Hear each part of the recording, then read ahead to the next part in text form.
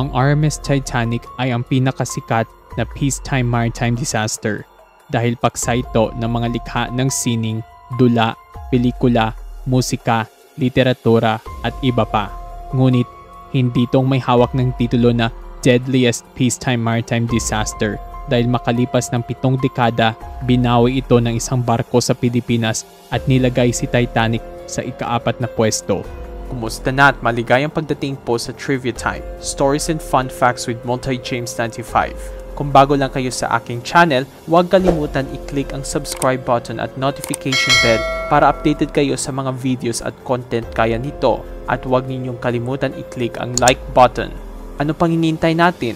Tara na tignan natin ang paksa ng video na to.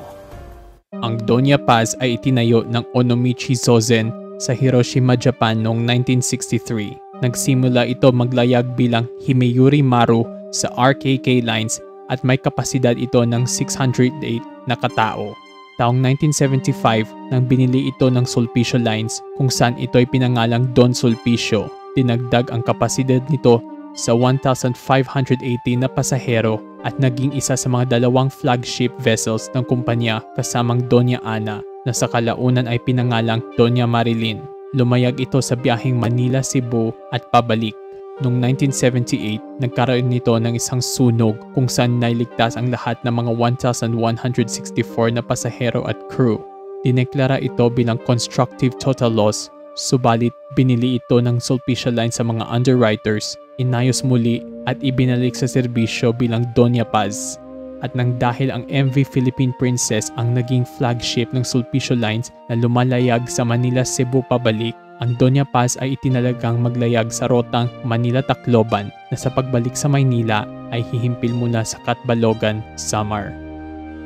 December 20, 1987, mga 15 o 10 minutes bago tumama ang alas 6 ng umaga, nagsimula ng sumakay ang mga pasahero sa Doña Paz sa pantalan ng Tacloban para sa isang 24 oras na biyahe patungong Maynila.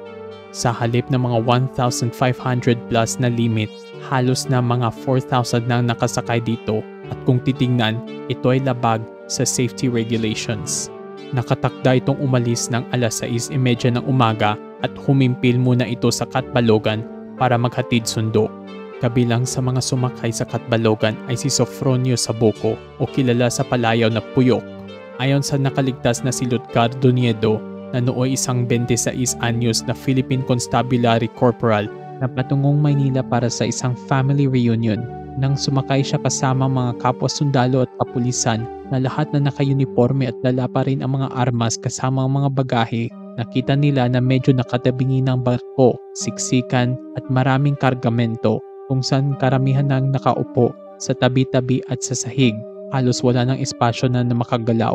Subalit, binaliwala nila ito bilang pangkaraniwan na hindi maiwasan sa kapanahunan ng bakasyon dahil nalalapit ng Kapaskuhan. Kabilang sa mga pasahero, mga pamilya na may mga sa kanila ay may kasamang mga bata. Kilalanin natin ang mag-amang Baksal, ang nooy 44-year-old na mangingisdang si Salvador at ang nooy 18 years old na babaeng anak niya na si Aludia na parehong bibisita sa mga kamag-anak sa Maynila para sa Kapaskuhan. Sa parehong araw na yon, ang paaralan ni Aludia ay nagsagawa ng isang Christmas party. Subalit, pinagliban niya ito para sabay-sabay siya at si Salvador na lumakbay. Sa pagsakay nila, nakita rin nila ang malalang sitwasyon. Ayon kay Aludia, para mga ipis at langgam ang mga pasahero, pagod, wala ng espasyo na gumalaw, may mga batang umiiyak at maingay. Naawa rin siya sa isang grupo ng mga pasahero na pamilya na maraming mga bagahe at nakaipit na lang sa isang pwesto sa tabi niya. Walang matutulugan ang mga pasahero dahil sikip at walang espasyo na mahihigaan o maupuan. Habang binabantay ni Aludia ang mga bagahe at ang pwesto nila, si Salvador ay naghanap ng makakain para sa kanila. Pagdating niya sa kainan, masyadong malala, maraming siksikan at pag-aagaw ng pwesto para makakuha ng pagkain o inumin. Ayon kay Salvador, maraming hindi nakakain ng maayos dahil sa struggle na kumuha ng kakanin. Ang mga pagod, walang lakas, mga matatanda, hirap sa paglakad, walang tiyaga sa paghihintay. Tiniis na lang nila ang gutom dahil wala na silang mapipilian.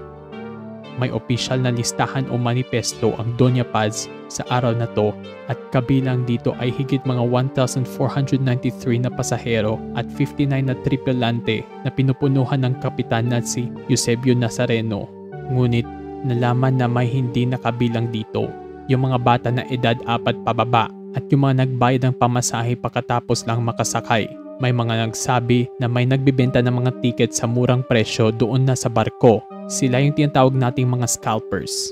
Itong nagpapatunay na karamihan sa mga sumakay ng barko nung araw na yon ay hindi dapat naroroon at ito ay isang breach ng safety regulations. Kilalanin natin si Pedro Sorima na nooy isang 17 anyos na kabataan at isa sa mga sumakay na walang tiket. Ngayon ay nasa edad 50 pataas na siya at sariwa pa rin ang alaala niya. Ayon kay Sorima, unang isinagawa ang patakaran na hihingian ka muna ng tiket bago ka payagan sumakay o sa simple, tiket bago akyat. Subalit, pinalitan ito ng pwede nang sumakay ang lahat kahit walang tiket. Kaya pala, hindi na bilang lahat ng mga pasahero dahil dito at gaya nila, hindi nakalista si Pedro Sorima sa manifesto. Nung kumagat ang gabi, tumatakbo na ang Doña Paz sa 26 kilometers sa Tablas Strait na sinasabing pugad ng mga pating. Marami na mga nakasakay ay handa na matulog dahil ang Doña Paz ay nakatakdang humimpil sa Maynila mga alas 4 o alas 5 ng kinabukasan. Subalit, lingid sa kanila, may isang barko na parating sa direksyon nila at hindi ito ordinaryong barko, kundi isang oil tanker na pangalay MT Vector na lumalayag mula Bataan patungong Masbate. May dala ito mga 1.05 million na litro o 8,000 barrels na mga sarit-saring uri ng mga langis na pinagmamay-ari ng Caltex Philippines. Mga bandang alas 10 ng gabi, umiihi si Salvador sa karagatan mula sa gangway ng Doña Paz dahil medyo malayo na ang mga palikuran at ayaw niyang gambalain ang mga natutulog ng pasahero. Nakita niya na palapit ng MT Vector na inakalain niya bilang isang barko ng mga mangingisda dahil sa maliit ito at maraming ilaw. Subalit na makita niya na ito'y palapit na, inisip niya na babangga na sila dito, kaya't ninais niyang gisingin si Aludia. Sa kabilang bahagi ng barko, si Niedo ay nagpapahangin nang may naramdaman siyang kalampag kung saan namatay ang mga ilaw at nagkaroon ng pagliyab. Yun pala, bumagga na ang MT Vector sa Doña Paz kung saan natamaan ang engine room nito kahit nawala ng ilaw at mabilis dumilim. Ang mga pasahero ay nagsitayuan na at nagkanya-kanyang pagtatakbo. Walang mga alarms o announcement ng mga crew members na may banggaan, walang round-ups. Ang pagliyab ay kumalat sa maraming mga bahagi ng barko. Nang dahil puro panik na ang mga pasahero, wala na silang maiisip kung anong gagawin. Ang tanging liwanag na matatanaw nila ay yung mga apoy. Para maiwasan ang sunog, may mga tumungo sa ilalim ng bahagi ng barko. Ang mga nasa labas ay nakipagsitalunan na sa karagatan gamit yung mga maleta, backpack at iba pang mga bagahe bilang mga pansamantalang paglulutang o makeshift flotation devices para hindi malunod. Huli na kasi para kumuha ng mga life jackets. Kalaunan ay nalaman na nakakandado pala ang mga life jacket lockers at storage bins. Isang malakas na pagsabog ay nagmula sa Vector at Doña Paz kung saan nagliparan ang mga drum ng langis at pumagsak sa tubig. Mabilis kumalat ang apoy sa dagat dahil sa pagtulo ng langis mula sa Vector. Naging impyerno na ang karagatan. Para maiwasan ng sunog, sumidsid ang mga nakaligtas hanggang makaalis sila sa liwanag at umahon lamang sa isang madilim na bahagi ng karagatan na may unting layo sa banggaan. Sa malayuan, sinaksi ng mga nakaligtas ang mga nahihirapang umalis sa apoy. Dinig nila ang mga hiyawan, sigaw, hiyak at kalaunan, unti-unting tumahimik ang mga ito at lumubog ang mga dalawang nagliliyab na barko. Makalipas ang isang oras, may isang lumalayag na barko na nakarating sa kinaroroonan ng mga nakaligtas. Ito ang MS Don Claudio na pinupunuhan ng taga Iloilo na si Melencio Barranco. Si Julio Manalo ay nakasaksi sa pagsabog at ang chief mate niya ay nag-utos na ibaba nila ang isang lambat para akyatin ito ng mga nakaligtas. Ang mga medical officer sa infirmary ng Don Claudio ay nagbigay ng mga unang panggagamot sa kanila. Ang malala pang dumagdag dito ay tumagal ng mga 16 na oras bago nalaman ito ng maritime authorities at 8 hours more bago inutos ang search and rescue operation. Walang nakitang mga nakaligtas. Yung mga bangkay ng mga pasahero at tripulante ay lumutang sa mga baybayin ng mga nalalapit na probinsya.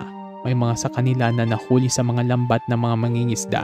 Pagdating ng mga bangkay sa mga baybayin ng mga probinsya, agad silang ibinaon ng mga residente.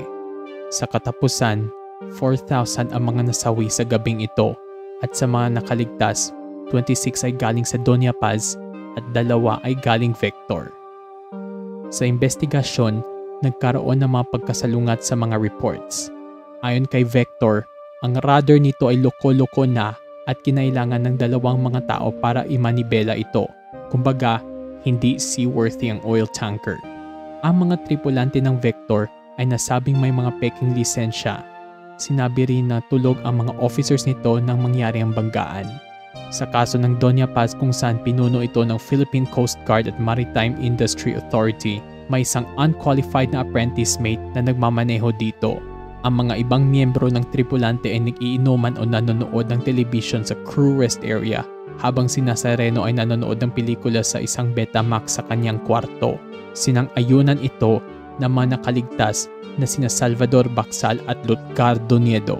Ayon kay Bacsal, may narinig siyang malakas na musika mula sa bridge ng barko habang si Niedo ay nagsaad na bago ang banggaan, isang kapwa sundalo ay nagbigay alam sa kanya na may isang nagaganap na kasiyahan o saluhan sa mismong bridge ng barko kung saan may malakas na musika at tawanan, may sayawan at inuman at ang malala pa ay ang kapitan ay kabilang sa mga dumalo na parang hindi na ginawa ang kanyang tungkulin. Matapos ang trahedya, nagkilos protesta ang mga kamag-anak ng mga biktima sa mga opisina ng Sulpicio Lines kung saan sinigaw nila ang hiling at sama ng loob.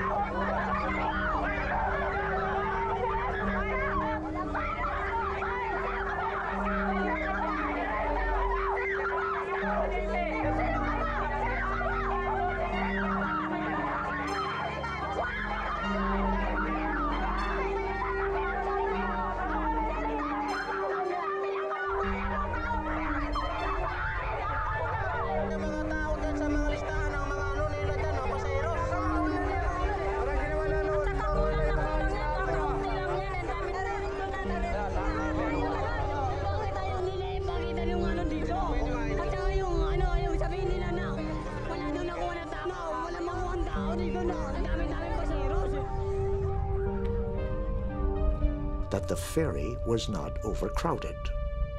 Ang mga nakaligtas sa trahedya ay hanggang ngayon ay nagtitiis sa tinatawag nating survivor's guilt at post-traumatic stress disorder.